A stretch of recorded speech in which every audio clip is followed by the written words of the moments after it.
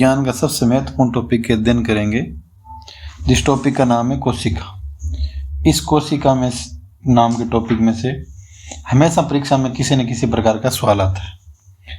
आज हम इसके बारे में जितना हो सके अधिकतम से अधिकतम अध्ययन करने का प्रयास करेंगे। तो सबसे पहले पार्ट का नाम है कोशिका। हम जब कोई भी कंपटीशन के एग्जाम की तैयारी करते हैं तो तैयारी करते समय क्या करते हैं, अलग अलग ज़्यादा से ज़्यादा सोर्स ढूंढने के प्रयास करते हैं। तो मैं आपको बता रहा हूँ कि ऐसा आप पढ़ो किसी टॉपिक को कि उस टॉपिक में वो कंप्लीट आ जाए, दूसरा टॉपिक पढ़ना नहीं पड़े, चाहे कठिन हो चाहे इजी हो, सारी चीज़ें एक के अंदर ही आ जाए, तो हमें दूसरी चीज़ नहीं पढ़नी पड़ेगी। कोशिका से हम जुड़े हुए ये तीन टॉपिक आपके पार्ट दिए हुए हैं। एक तो कोशिका जीवन की इकाई है, उसके बाद में जैव अणु है, कोशिका चक्र और कोशिका विभाजन। अब सबसे पहले जब हम कोशिका का अध्ययन कर रहे हैं तो देखो ध्यान से आप, पाठ का नाम है कोशिका। तो सबसे पहले तो आपको ये पता होना चाहिए कि आखिर कोशिका की खोज किसने की। तो हम सब जानते हैं कोशिका की खोज की थी रॉबर्ट हुक ने। जब रॉबर्ट हुक ने कोशिका की खोज की थी तो उसने एक वृक्ष की छाल से कोर्क प्राप्त किया, और कोर्क प्राप्त करने के बाद में उसने उसके अंदर कोशिका को देखा। तो सामान्य रूप से कोशिका का जो जन्मदाता है या खोज करता है वो रॉबर्ट हुक को माना जाता है। लेकिन कई बार सवाल ऐसा आ जाता है कि जीवित कोशिकाओं में, अर्थात जीवित कोशिकाओं में किसने पता लगाया, तो उसका उत्तर आता है ल्यूवेनहोक।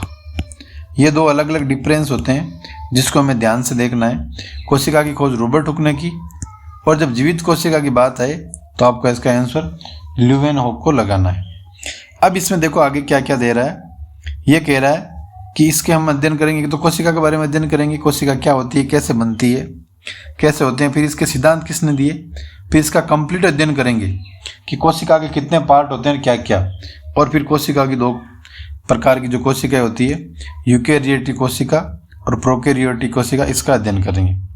अब देखो इसमें स्पष्ट रूप से इस किताब वाले ने लिखा है, बोर्ड की किताब है, आरबीएससी की किताब है, कोई चैलेंज नहीं कर सकता, एनसीईआरटी रिलेटेड है। इसने लिखा हुआ है कि ल्यूवेनहोक ने पहली बार कोशिका को देखा और इसका वर्णन किया, और रॉबर्ट ब्राउन ने, देखो वो रॉबर्ट हुक था, ये रॉबर्ट ब्राउन ने, परीक्षा में कई बार आता है कोशिका के अंदर जो केंद्रक होता है उसकी खोज किसने की, तो उसकी खोज की थी रॉबर्ट ब्राउन ने।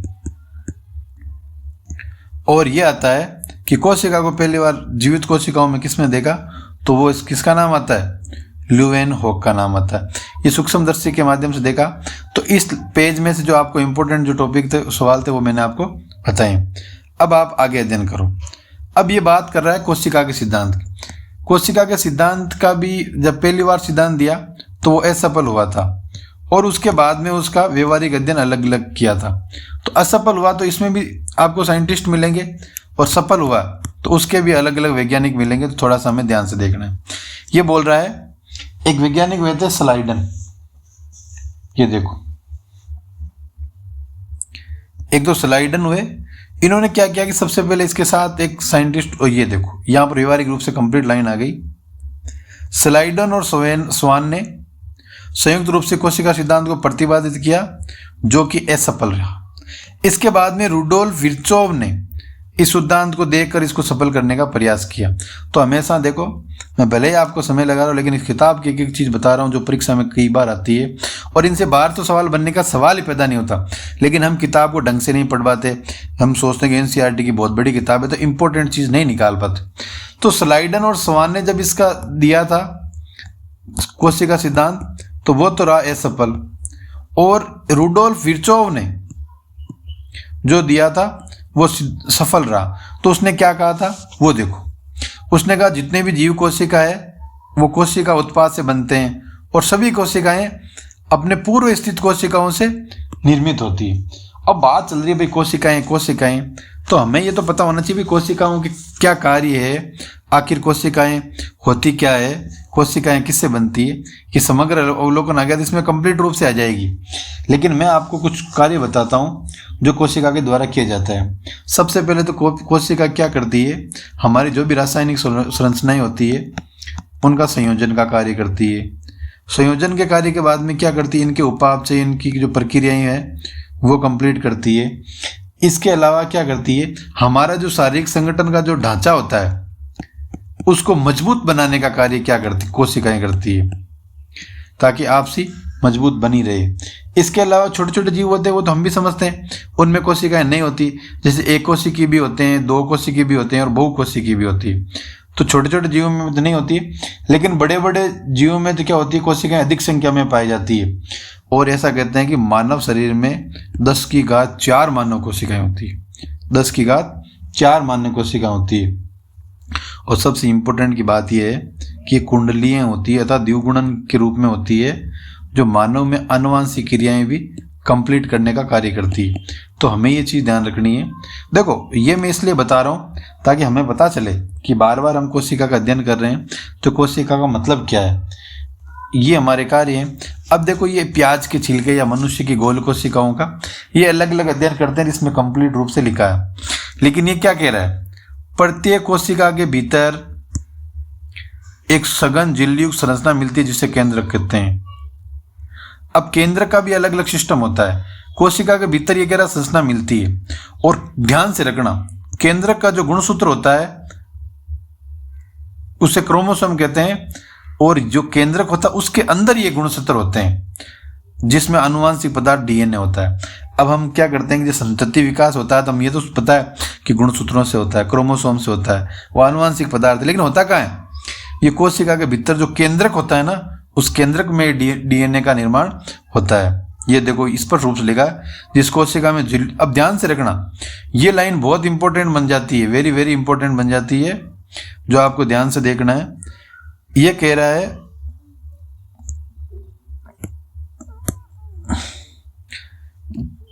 जिसमें झिल्लीयुक्त केंद्रक होता है उसे यूकेरियोटिक कहते हैं। क्या कहते हैं, यूकेरियोटिक। और जिसमें नहीं होता है उसको प्रोकैरियोटिक कहते हैं।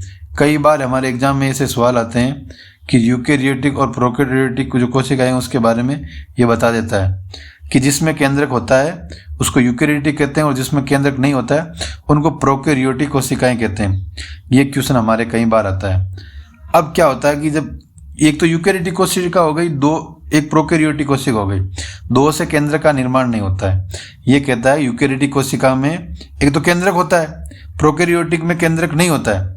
लेकिन यूकेरियोटिक जो कोशिकाएं होती है उसमें केंद्रक के अतिरिक्त क्या क्या संरचना होती है, जो भी मिलती है वो कोशिकांग कहलाती है। जैसे हम आगे अध्ययन करेंगे अंत्यपर्दवीय जालिकाएं, जिसका ये नाम है एंडोप्लाज्म रेटिकुलम, सूत्रकुणिकाएं जिसे माइटोकॉन्ड्रिया कहते हैं। अगर आपके परीक्षा में सवाल आता है कि माइटोकॉन्ड्रिया क्या होता है, ये तो आप बता देते हो कि माइटोकॉन्ड्रिया को कोशिका का हम शक्ति गृह कहते हैं, ये होता है। लेकिन माइटोकॉन्ड्रिया का एक नाम और होता है और वो नाम होता है सूत्रकणिका। अगर आपके आते हो कोशिका का शक्ति गृह किसे कहते हैं तो आप माइटोकॉन्ड्रिया ढूंढोगे, लेकिन माइटोकॉन्ड्रिया में मिलेगा नहीं, तो उसे कहते हैं सूत्रकणिकाएं। उसके बाद में माइक्रोबॉडी आती है, गाल्जी सम्मिश्र आती है। इन सारी चीज़ों का हम एक करके अध्ययन करेंगे। ये कह रहा रसदानी प्रोकैरियोटिक कोशिका में झिल्लीयुक्त कोशिकाओं का क्या होता है, अभाव होता है। अब इन सब का हम एक एक अध्ययन करते हैं किसका क्या होता है। तो देखो, सबसे पहले तो आप देखो कि जब ब्लड बात करते हैं कभी भी हम, और जब ब्लड की बात करते हैं तो आप सब जानते हो कि ब्लड में एक तो आरबीसी होती है, लाल रक्त कणिकाएं, एक डब्ल्यूबीसी होती है, इसके अलावा हमारी प्लेलेट्स होती है। तो ये तो होती है लाल रुधिर कणिकाएं, ये तो गोल प्रकार की, ये द्विअवतली है। ये श्वेत रुधिर कोशिकाएं होती है, और ये उपकला कोशिकाएं, ये तंत्रिका कोशिकाएं इस प्रकार की होती है। ये इनके विभिन्न प्रकार के चीजें बताई है। अब ये देखो, एक एक लाइन, ज़्यादा लाइन मैं आपको नहीं बताऊंगा, लेकिन जब ये विवरण थोड़ा थोड़ा आ रहा था इसलिए मैं ये लाइन बताने का प्रयास कर रहा हूँ ताकि आपको आगे पढ़ने में कोई किसी प्रकार की समस्या नहीं हो। ये बोल रहा है यूकेरियोटिक और प्रोकैरियोटिक दोनों कोशिकाओं में झिल्ली रहित राइबोसोम मिलते हैं। अब ये तो पता चल गया कि जैसे अभी हमने कहा कि भाई केंद्रक की बात, तो केंद्रक यूकेरियोटिक कोशिका में होता है लेकिन प्रोकैरियोटिक में नहीं होता है। लेकिन ये जो राइबोसोम होता है ये दोनों में मिलता है। हमारे कई बार क्या होता है कि कोशिका यूकेरियोटिक और प्रोकैरियोटिक जैसे आरएस मेंस जैसे एग्जाम होते हैं उनमें आंसर डिफरेंस पूछ लेता है। तो एक तो हो गया दो अंगक राइबोसोम मिलते हैं, कोशिका के भीतर राइबोसोम केवल कोशिका द्रव्य में नहीं बल्कि दो अंग हरित लवक पौध और सूत्रकणिका जिसे माइटोकॉन्ड्रिया कहते हैं में वे खुरदरी अंतरजालिका में भी मिलते हैं। राइबोसोम की बात कर रहा है। और जंतु कोशिका होती है, उसमें झिल्ली रहित तारकाएं केंद्रक जैसे अन्य अंग मिलते हैं जो कोशिका विभाजन में क्या काम करते हैं। ये लाइन बड़ी इंपॉर्टेंट है। आप जब इसका अध्ययन करो तो इसको जरूर आपको देखना है कि ये बहुत कई बार हमारे इनमें से डिफरेंस के क्वेश्चन में से ये चीज उड़ जाती है। अब कोशिकाओं का माप है। सबसे छोटी कोशिका आप सब जानते हो कौन सी होती है? माइकोप्लाज्मा। इसका मान कितना होता है? 0.3 माइक्रोमीटर। और जबकि जीवाणु होता है उसमें होती है बैक्टीरिया जो 3 से 5 माइक्रोमीटर की होती है। सबसे बड़ी कौन सी होती है? वो होता है शुतुरमुर्ग के अंडे के समान होती है। और बहु कोशिकाएं जीवाणु होते रहते हैं, उनकी भी अलग अलग प्रकार की कार्य होता है। अब आगे हम पढ़ते हैं इसके पार्ट, क्या क्या ये पार्ट बताता है। उनमें से हमने 2 प्रकार की कोशिकाएं पढ़ी, एक प्रोकैरियोटिक कोशिका पढ़ी, एक यूकैरियोटिक कोशिका पढ़ी। अब आपको जब कह रहे हो कि प्रोकैरियोटिक में क्या नहीं होता? केंद्रक नहीं होता। तो केंद्रक नहीं होता, फिर भाई इसका किस प्रकार अध्ययन करेंगे?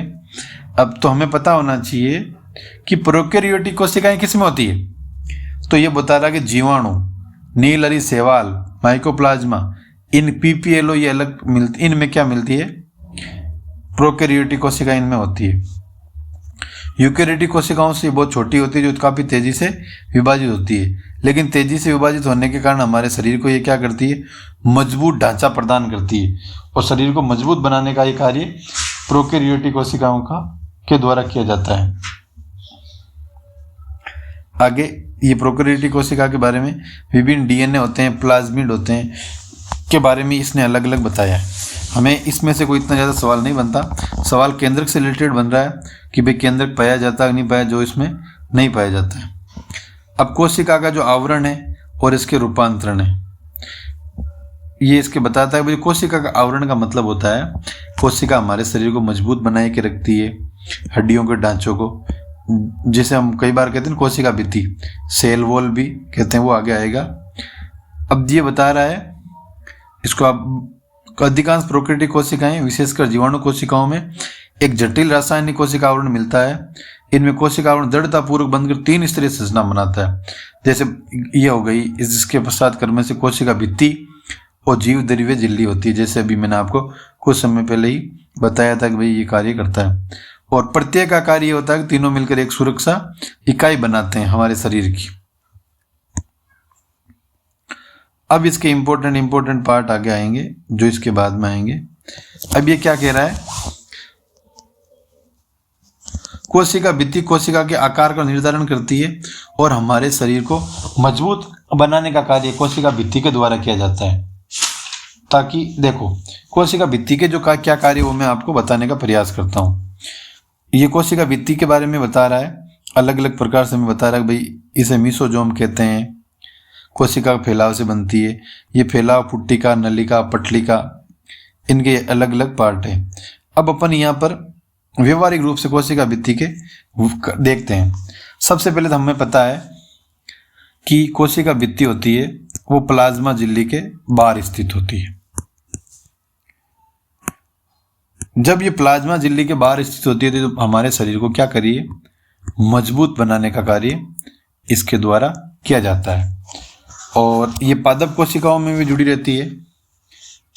लेकिन ये आपको हमेशा ध्यान रखना है कि कोशिका भित्ति होती है वो जंतु और प्रोटोजोआ होते हैं, उनमें क्या होती है? अनुपस्थित होती है। कोशिका भित्ति का ये मुख्य रूप से कार्य होता है। अब जब कोशिका भित्ति होती है इसके कार्य क्या क्या है? सबसे पहला कार्य ये होता है, इसके बाद ये परत होती है।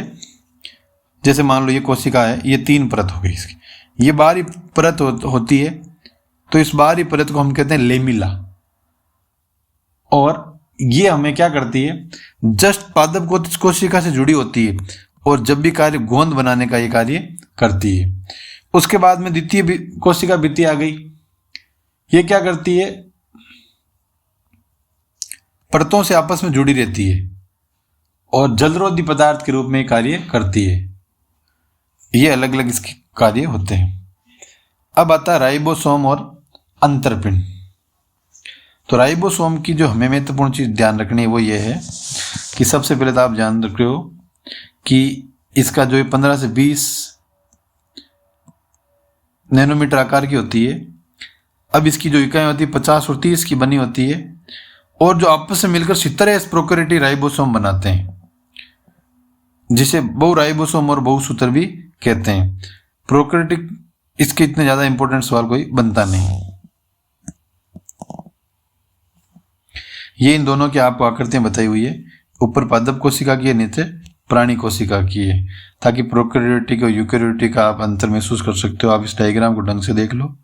ये खुरदरी अंतर्वीय जालिका पर्दवी जालिका होती है, ये चिकनी अंतर्वीय पर्दवी जालिका होती है, ये केंद्रक होता है और ये केंद्रक के आवरण होते हैं। ये देखो इसके अंदर गाल्जी उपकरण होता है, चिकनी अंतिपर्दवी जालिका होती है, कोशिका द्रव्य होता है, ये राइबोसोम होता है, ये लैंगिकाय होता है, ये तारकाय होता है। ये इसके विभिन्न प्रकार है। अब हमने अभी तक पढ़ी प्रोकैरियोटिक कोशिकाएं, अब पढ़ रहे हैं हम यूकैरियोटिक कोशिकाएं। अब आप भी जानते हो, हाँ मानते हैं कि यूकैरियोटिक कोशिकाओं में केंद्रक होता है, लेकिन सभी यूकैरियोटिक कोशिकाएं एक समान की आकृति की नहीं होती है। जो भी होती है जंतु कोशिका हो, पादप कोशिका हो, सब में अलग अलग पाई जाती है। अब ये बता रहा है पादप कोशिकाओं में कोशिका भित्ति लवक एवं बड़ी केंद्रीय राजधानी मिलती है, जबकि प्राणी कोशिकाओं में ये अनुपस्थित होती है। जो आप बात करें यूकैरियोटिक कोशिका की, ये प्राणी कोशिकाओं में क्या होती है? अनुपस्थिति। दूसरी तरफ प्राणी कोशिकाओं में तारकाय मिलता है, जो लगभग सभी पादप कोशिकाओं में अनुपस्थित। ये इंपॉर्टेंट लाइन आती है।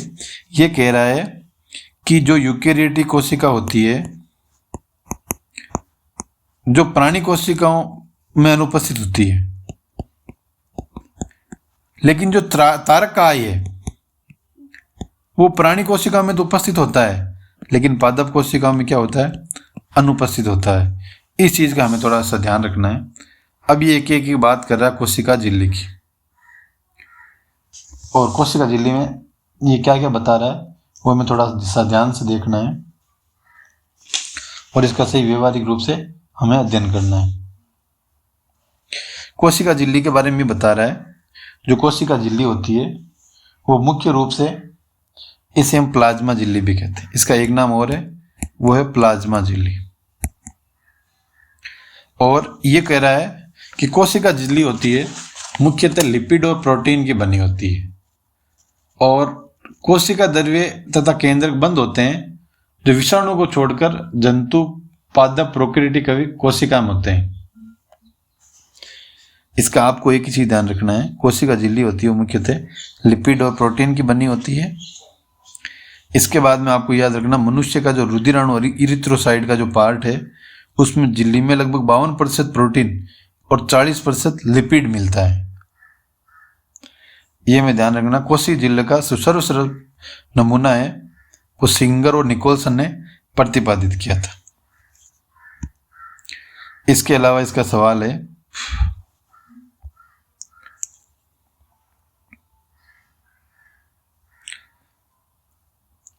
ये देखो, कुछ अणु बिना ऊर्जा की आवश्यकता से इस झिल्ली से होकर जाते हैं, जिसे निष्क्रिय परिवहन कहते हैं, और विसरण द्वारा जल प्रवाह को क्या कहते हैं? परासरण।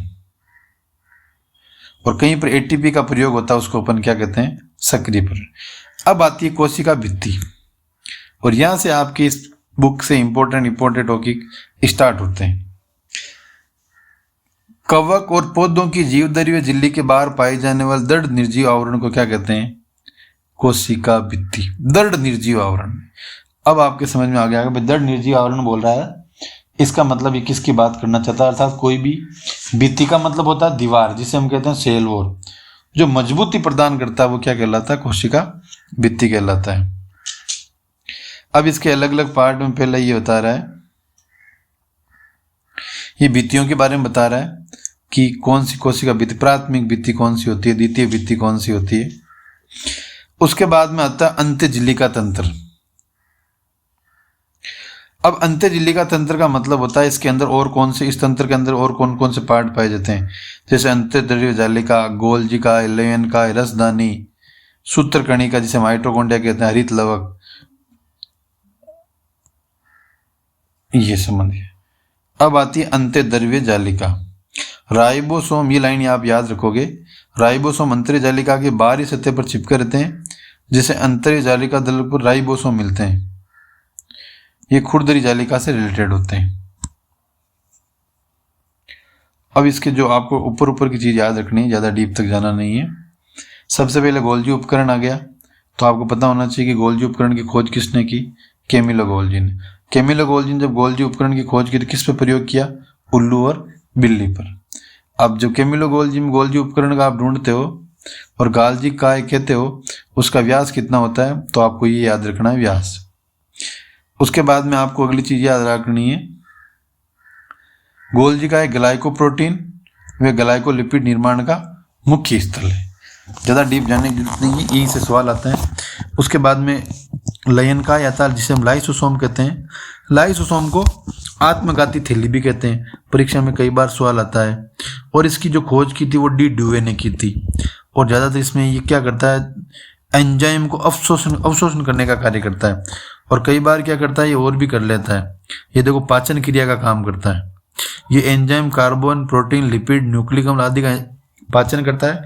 कई बार मान के चलो खुद की अपनी बॉडी का कोई पार्ट है वो टूट जाता है, तो उसका भी ये क्या कर देता है, पाचन कर देता है। फलस्वरूप जिसका पाचन नहीं करना उसका भी पाचन कर देता है, जिसे आत्मघाती साबित हो जाता है। इसलिए इसको हम क्या कहते हैं, आत्मघाती। उसके बाद में रसदानी आती है। कोशिका द्रव्य में झिल्ली द्वारा घिरी जगह को अपन क्या कहते हैं, रसदानी। ज्यादा सोचने की जरूरत नहीं है। इस रसदानी एकल झिल्ली से आवृत होती है, जिसको टोनोप्लास्ट कहते हैं। और पादप कोशिकाओं में ये कोशिका का 90% स्थान घेरता है। और ज्यादा आपको सोचना नहीं। उसके अलावा सबसे इंपॉर्टेंट ये आता है, देखो रसदानी की बात करें, अमीबा में संकुचनशील रसदानी उत्सर्जन के लिए महत्वपूर्ण है। बहुत सारी कोशिकाएं खाद्य राजधानी का निर्माण भी करता है। अब सूत्रकणिका, जिसको हम क्या कहते हैं, माइटोकॉन्ड्रिया। अब एल्टमैन था, इसने इसका आविष्कार किया। इसको कोशिका का शक्तिगृह भी कहते हैं। और क्योंकि जब भी हमें ऊर्जा की आवश्यकता होती है, इसी के माध्यम से मिलती है। अब ये बोल रहा है, बाह्य कला सूत्रकणिका की बाह्य सतह सीमा बनाती है और इसकी अंत्यझिल्ली कहीं अधात्री की तरफ अंतर्वलन बनाती है, जिसे क्रिस्टी कहते हैं। ये क्रिस्टी इसका पार्ट है। और क्रिस्टी कैसे बनता है, ये सवाल कई बार आता है। इसकी अंतर्झिल्ली कहीं अधात्री की तरफ अंतर्वलन बनाती है और इसकी दोनों झिल्लियों में इनसे संबंधित विशेष एंजाइम मिलते हैं। अब आपको एक चीज ये ध्यान रखनी है, एक तो ये बोलते हैं ये कोश एटीपी का निर्माण, ऊर्जा में एटीपी के रूप में उत्पादित होती है, अर्थात ये एटीपी का क्या करती है, निर्माण करती है। इसलिए इसको क्या कहते हैं, कोशिका का शक्तिगृह कहते हैं। और इसमें RNA 70S और प्रोटीन संस्करण के लिए आवश्यक घटक मिलते हैं। आप देखोगे उंगली नुमा संरचना होती है इसकी, इसको माइटोकॉन्ड्रिया कहते हैं।